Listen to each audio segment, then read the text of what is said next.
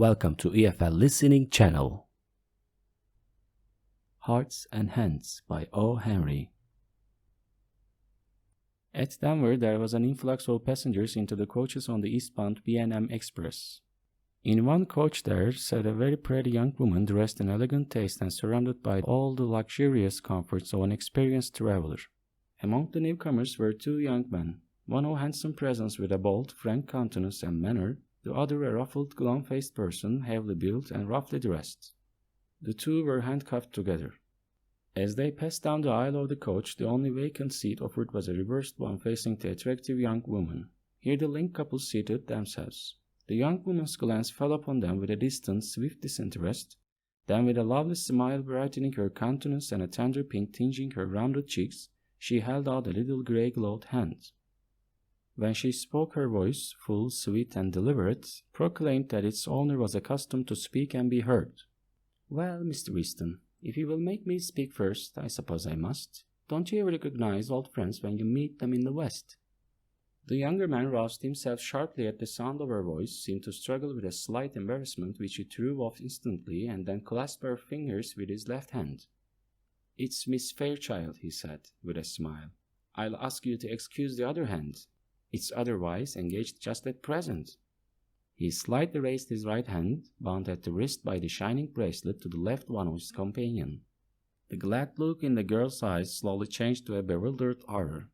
The glow faded from her cheeks. Her lips parted in a vague, relaxing distress. Easton, with a little laugh, as if amused, was about to speak again when the other forestalled him. The glum-faced man had been watching the girl's countenance with veiled glances from his keen, shrewd eyes.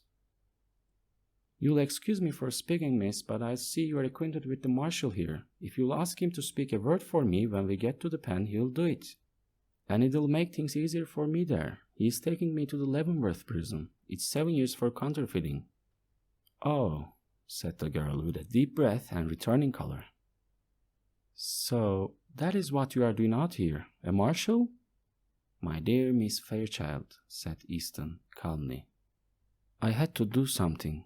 Money has a way of taking wings unto itself, and you know it takes money to keep step with our crowd in Washington.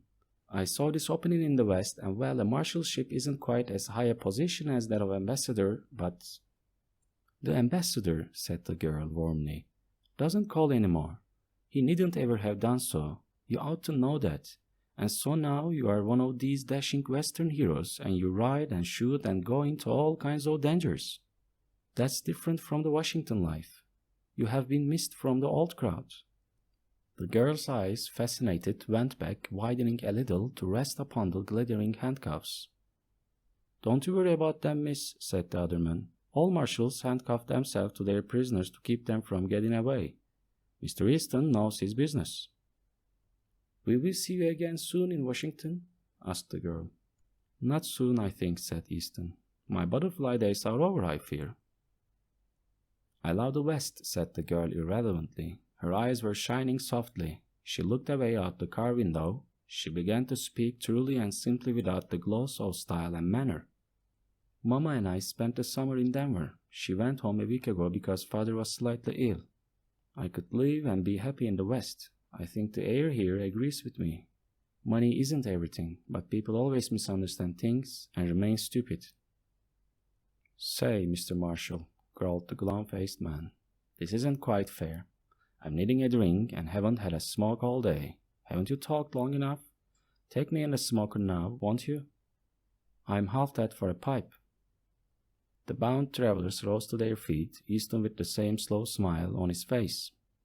"I can't deny a petition for tobacco," he said lightly. "It's the one friend of the unfortunate. Goodbye, Miss Fairchild. Duty calls, you know." He held out his hand for a farewell. "It's too bad you are not going east," she said, reclothing herself with manner and style. "But you must go on to Leavenworth, I suppose." "Yes," said Easton, "I must go on to Leavenworth." The two men sidled down the aisle into the smoker. The two passengers in a seat nearby had heard most of the conversation. Said one of them, "That marshal's a good sort of chap.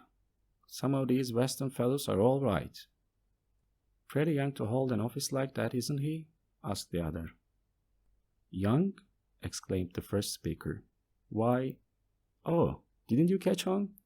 Say, did you ever know an officer to handcuff a prisoner to his right hand?